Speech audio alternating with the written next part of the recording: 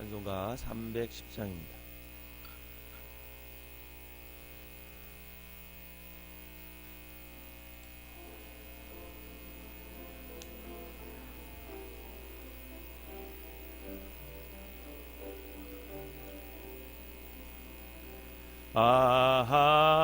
하나님의 은혜로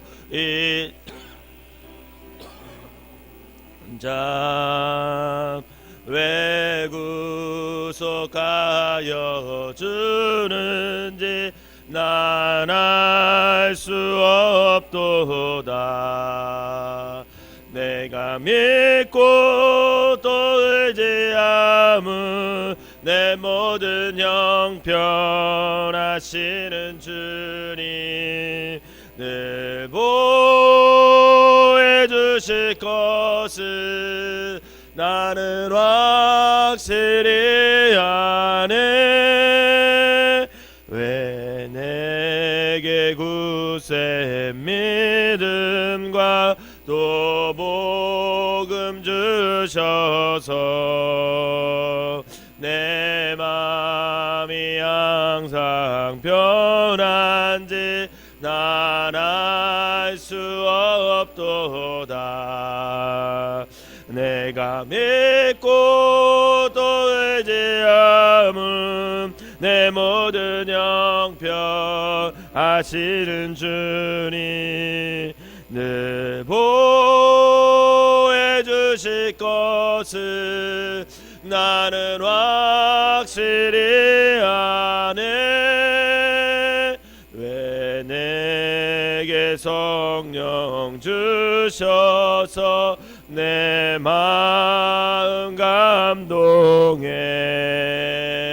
주 예수 믿게 하는지 난 알 수 없도다.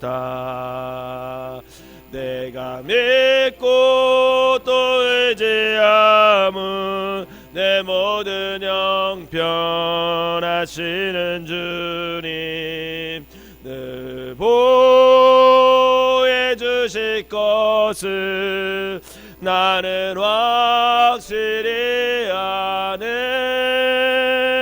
주 언제 강림하실지 혹 밤에 혹 낮에 또 주님 만날 그곳도 난 알 수 없도다. 내가 믿고 또 의지함은 내 모든 형편 하시는 주님 늘 보호해 주실 것을 나는 확실히 아네. 아멘. 사도신경으로 신앙 고백드리도록 하겠습니다. 전능하사 천지를 만드신 하나님 아버지를 내가 믿사오며 그 외아들 우리 주 예수 그리스도를 믿사오니 이는 성령으로 잉태하사 동정녀 마리아에게 나시고 본디오 빌라도에게 고난을 받으사 십자가에 못 박혀 죽으시고 장사한 지 사흘 만에 죽은 자 가운데서 다시 살아나시며 하늘에 오르사 전능하신 하나님 우편에 앉아 계시다가 저리로서 산 자와 죽은 자를 심판하러 오시리라. 성령을 믿사오며 거룩한 공회와 성도가 서로 교통하는 것과 죄를 사하여 주시는 것과 몸이 다시 사는 것과 영원히 사는 것을 믿사옵나이다. 아멘. 오늘 함께 보실 말씀은 마가복음 3장 1절에서 19절까지 보겠습니다. 마가복음 3장 1절에서 19절 제가 한 절 읽고 여러분들이 한 절 읽고 마지막 19절은 같이 읽겠습니다. 예수께서 다시 회당에 들어가시니 한쪽 손 마른 사람이 거기 있는지라.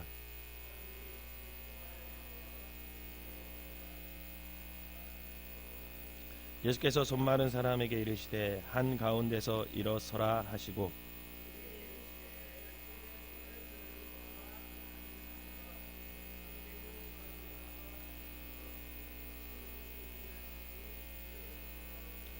그들의 마음이 완악함을 탄식하사 노하심으로 그들을 둘러보시고 그 사람에게 이르시되 내 손을 내밀라 하시니 내밀매 그 손이 회복되었더라.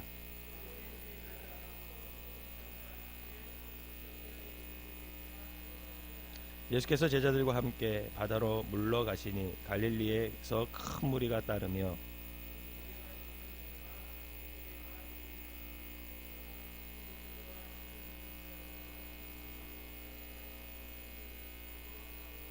예수께서 무리가 에워싸 미는 것을 피하기 위하여 작은 배를 대기하도록 제자들에게 명하셨으니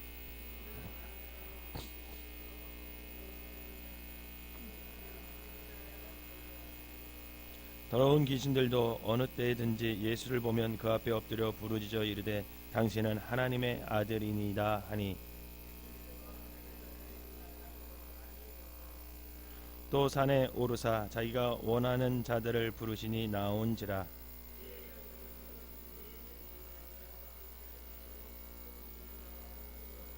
귀신을 내쫓는 권능도 가지게 하려 하심이라.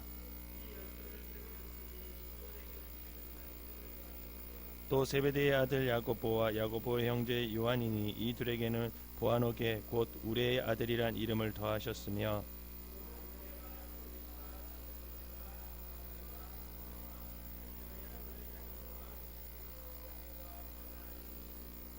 또 가룟 유다니 이는 예수를 판 자더라. 아멘. 이 새벽에도 하나님의 은혜가 여러분들과 함께 하시기를 주님의 이름으로 축원합니다. 마가복음 3장은 복음에 어떻게 반응하는가 그거에 관한 이야기를 하고 있는 장이라고 볼 수 있습니다. 그래서 3장 1절에서 6절에서는 이제 마가복음 2장 말미에쯤에서 안식일에 관한 논쟁이 있었는데 그것에서 계속 연장된 사건이 벌어지고 있는 거죠. 예수님께서는 안식일에 한쪽 손이 마른 사람을 보고 고치려는 자신을 주시하고 있는 그 바리새인들 향해 이렇게 물으십니다. 4절 다시 한번 읽어볼까요? 오늘 본문 4절을 읽겠습니다. 시작. 그들에게 이르시되 안식일에 선을 행하는 것과 악을 행하는 것, 생명을 구하는 것과 죽이는 것 어느 것이 옳으냐 하시니 그들이 잠잠하거늘. 아멘. 바리새인들이 예수님 말씀이 하나도 틀린 게 없으니까 그들이 잠잠해요. 잠잠하지만 속으로는 썩을 대로 썩은 그 완악함으로 인해 굳은 마음을 품게 됩니다.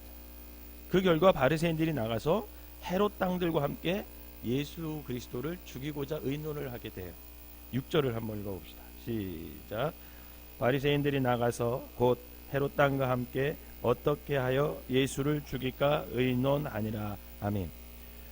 이 구절이 3장에서 가장 사실 핵심되는 구절입니다. 가장 중요한 구절이에요. 여러분, 바리새인들이 누구예요? 바리새인들. 이 바리새인들, 헤롯 왕을 지지하는 세력과 그 정권에 반대하는 사람들이 바리새인들이에요. 그 당시에. 그리고 매우 그 당시 이스라엘의 종교적인 것을 대표하는 그룹입니다. 그러니까 다시 말하면, 쉽게 말하면 이스라엘 사람들과 이스라엘 사회의 영적인 부분을 담당하던 사람들이 누굽니까? 그게 바리새인. 그게 바리새인. 그랬던 그들이 지금 누구와 손을 잡고 누구를 죽이려 하는 거예요? 바로 헤롯 당과 함께 손을 잡고 예수님을 죽이려고 하는 거예요. 사실 상식적으로 생각하면 이 바리새인들이 예수님을 구주로 알아보고 가장 먼저 환영해야 될 사람이 누구예요? 바리새인들. 근데 이 바리새인들이 지금 어떻게 하고 있습니까? 예수 그리스도를 반대하고 있고 정말 자기하고들과도 반대되는 세력과 헤롯 당과 함께 예수님을 죽이려 하는 거예요. 헤롯 당은 세상적으로 권력 있는 자들입니다. 로마 제국의 권력과 동맹관계를 통해서 자신들의 정치력을 확장해가지고 그들의 기득권을 유지하고 있던 사람들, 그게 헤롯 당들이에요. 그런데 지금 종교적 정결함과 아주 극단적인 도덕성으로 그들의 정체성을 지켜왔던 이 바리새인들이 그들이 그토록 경멸했던 집단인 이 헤롯 당과 연합하여서 예수 그리스도를 통한 복음과 하나님 나라를 거절하고 있습니다. 바로 이 두 그룹이 복음에 저항하는 사람들로서 하나님 나라의 비밀을 전혀 깨닫지 못하고 도리어 사탄의 세력과 연합하여 예수님을 죽이려 하고 있다는 거예요. 이어 예수님에 대한 사역과 말씀이 또 능력에 대한 소문이 쫙 퍼져요. 온 지역에 쳐요. 갈릴리에서 큰 무리가 따르고 유대와 예루살렘뿐만 아니라 이두메와 요단강 건너편과 또 두로와 시돈 근처에 있는 그 많은 사람들이 예수님의 소문을 듣고 몰려들기 시작합니다. 사실 이 몰려드는 사람들은 대부분 소외된 사람들, 사회에서 버려진 사람들이죠. 얼마나 많은 인파가 찾아왔는지 예수님께서는 그들을 피하기 위해서 작은 배를 대기시킬 정도로 그렇게 많은 사람들이 예수님께 모여들었습니다. 여기서 주목해야 할 사실은 뭐냐면 이 복음과 하나님 나라가 선포됨으로 온 유대의 많은 무리들이 예수님을 찾아왔다는, 즉 예수님을 반대하는 세력이 있는가 하면 예수님의 복음을 듣고 예수님께 찾아온 사람들이 있다는 거죠. 그러면 11절 봅시다. 11절 시작. 더러운 귀신들도 어느 때든지 예수를 보면 그 앞에 엎드려 부르짖어 이르되 당신은 하나님의 아들이다 하니. 아멘. 즉 수많은 무리와 심지어는요 귀신들도 복음과 하나님 나라에 반응을 해요. 그러나 바리새인들과 당시 종교 지도자들은 심지어 그들이 그토록 경멸했던 헤롯 땅과 연합해서 예수님을 죽이려 하고 있습니다. 정말 마음이 완악한 사람들. 목적을 위해서라면 수단과 방법은 가리지 않은 행동을 통해서 이 바리새인들이 그토록 숨겨왔던 그들의 종교적인 위선이 드러나는 장면입니다. 그들은 그들의 권위와 기득권을 위해서 예수님과 복음을 거절하고 있는 거예요. 이 세상을 위해서, 이 세상에서 누리고자 하는, 이 세상의 황금을 위해서 하늘나라의 보물을 지금 반대하고 있는 거예요. 반면 유대 사회에서 사회적으로 경제적으로 하층민이었던 수많은 무리들은 이 복음을 기쁨으로 지금 받아들여서 주님께 몰려오고 있어요. 그럼 앞으로 마가복음을 우리가 계속 읽으면서 등장하게 되는 그 사람들을 만날 텐데, 그 사람들이 누구냐면 나병 환자들, 귀신 들린 자들, 혈류증 앓은 여인, 이방인 여인, 스로보니게 여인, 또 어린아이, 맹인 바디메오, 심지어는 십자가 앞에서 이방인이었던 그 백부장도 모두 이 예수 그리스도의 복음을 듣고 그것을 받아들이고 예수님을 구세주로 영접하고 하나님 나라를 점차적으로 받아들입니다. 그런데 오로지 권력과 기득권을 유지하기 위해서 수단과 방법을 가리지 않는 이 바리새인들은 복음을 반응하기보다는 복음을 거절하고 예수님을 대적한다라는 거죠.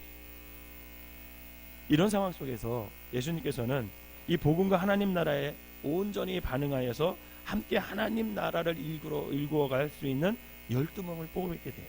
14절과 15절입니다. 한번 읽어봅시다. 시작.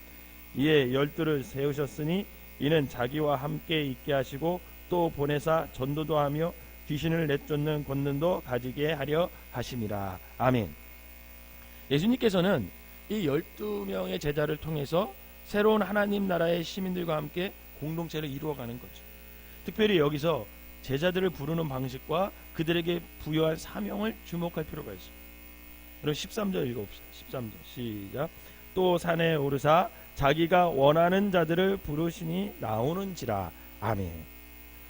예수님께서는 자격과 어떤 조건, 그것으로 제자를 세우지 않으셨습니다. 저는 이 본문을 읽으면서 내가 예수님이었다면 어떤 사람을 뽑았을까? 여러분이 예수님이라면 어떤 사람을 뽑으셨을 것 같아요? 우선 똑똑한 사람을 뽑으면 좋겠죠. 그러죠? 그리고 그 당시에 좀 이렇게 상위층에서도 좀 상위 계층에서도 좀 한 사람 뽑고, 또 중위 계층에서도 한 사람 뽑고, 하층에서도 좀 한 사람 뽑고, 이렇게 좀 다양한 사람들을 뽑고, 그래서 다양한 곳에 복음을 전할 수 있는 어떤 전략적으로 사람을 뽑아야 되지 않겠습니까? 요즘에 이제 선거철이 다가오니까 각 당마다 전략적 권총 뭐 이런 얘기 하잖아요. 그런 것처럼 좀 사람을 전략적으로 뽑아가지고 복음을 어떻게 좀 효과적으로 잘 전할 수 있는 그런 사람들을 뽑을 수 있을 것 같아요. 그런데 예수님은 그렇게 어떤 조건과 전략적으로 사람들을 세우지 않아요. 사실 지금도 그렇지만 당시에는요, 학생들이 선생님을 찾아와요. 그러니까 제자가 스승을 찾아오게 돼 있어요. 그런데 지금은 스승이 제자를 부르셨어요. 예수님은 당신의 제자들을 당신이 원하시는 사람으로 부르셨습니다. 이는 하나님께서 이스라엘을 언약 백성을 부르신과 같은 맥락이에요. 그래서인지 마가도 14절에 보면 12지파처럼 12제자를 세우셨으니 이렇게 강조하고 있어요. 신명기 7장 7절에서 8절에 보면 이런 말씀이 있습니다. 여호와께서 너희를 기뻐하시고 너희를 택하심은 너희가 다른 민족보다 수요가 많기 때문이 아니라 너희는 오히려 모든 민족 중에 가장 적으니라.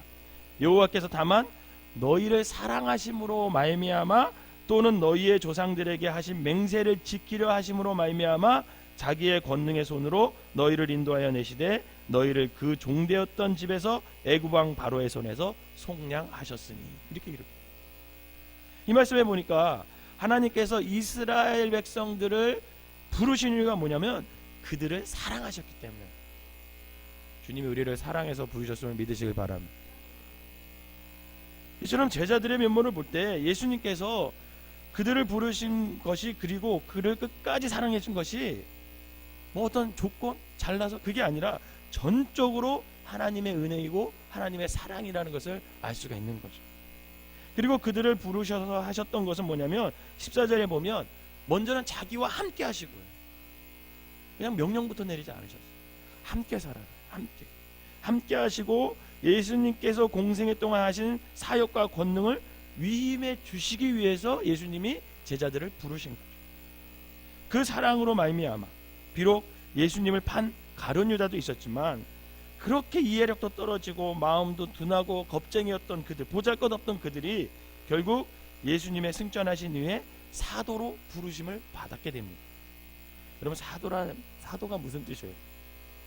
보내심을 받은 자, 이런 뜻이거든요. 보내심을 받은 자. 즉 예수님께서 공생에 하셨던 그 모든 사역을 예수님께서 약속대로 다시 오실 때까지 이 땅에서 그 사도의 직을, 즉 예수님이 하시던 일을 하기 위해서 부르심을 받은 사람들이 12제자라는 거죠.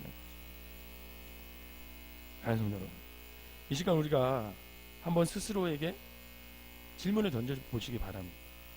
저와 여러분은 과연 이 복음에 바르게 반응하고 있는가?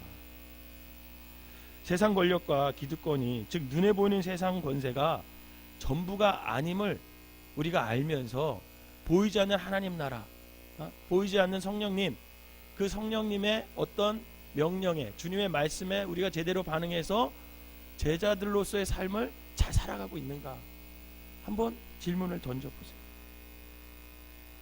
저는 여러분들이 이 복음에 많은 사람들이 반응해서 주님께 몰려왔던 것처럼 여러분들의 하나님의 말씀, 이 주님의 말씀 마음에 새기고 제자답게 반응하며 살아가시기를 주님의 이름으로 부탁을 드립니다. 목적을 위해, 자신의 권력과 기득권을 위해 수단과 방법을 가리지 않고 그렇게 경멸했던 헤롯 땅과 손잡고 그들의 완악한 마음을 보인 바리새인들의 삶이 아니라 정말 이 시대에 하나님의 말씀을 가슴에 품고 그 말씀을 내가 선 그 자리에서 전할 줄 아는 그런 제자의 삶을 살아가시기를 주님의 이름으로 부탁을 드립니다.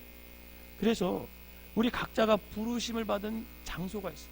어떤 사람은 가정에서 부르심을 받았을 것이고, 어떤 사람은 직장에서, 어떤 사람은 여러 장소에서 부르심을 받은 그곳, 그 삶의 자리에서 여러분 아직도 복음을 듣지 못한 많은 사람들, 수많은 무리들에게 이 예수님의 말씀을 전해가는 이 시대의 사도로 살아가는 생명나무 성도들이 되어서서 여러분들의 삶을 통해서, 여러분들의 그 제자의 삶을 통해서 이 땅에 자꾸만 복음이 퍼져나가는 귀한 역사가 일어나시기를 주님의 이름으로 축원합니다.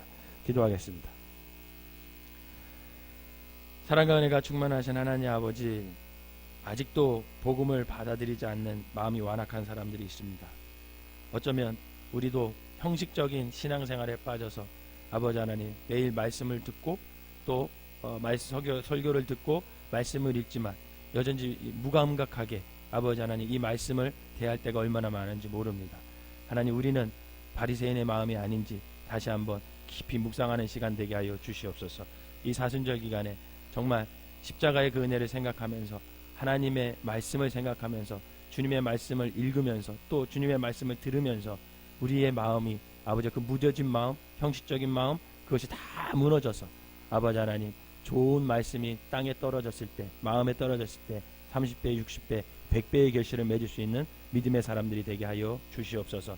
또한 그 말씀이 아버지 하나님 우리를 움직이게 하셔서 아버지 이 시대의 제자로 살아가게 하여 주시옵소서. 말씀을 듣고 땅에 묻어버리는 아버지 하나님 달란트를 받고 한 달란트를 받고 땅에 묻어버리는 그런 어리석은 자가 되지 않도록 인도하여 주시고, 그 말씀을 받고 그 살아계신 말씀을 아버지 하나님 내 가정에서부터 내가 선 삶의 자리에서부터 전하며 살아가는 참된 제자들이 되게 하여 주셔서 하늘나라를 확장하는데 아버지 하나님 우리의 힘과 우리의 삶을 드릴 수 있는 귀한 성도들 되게 하여 주시옵소서.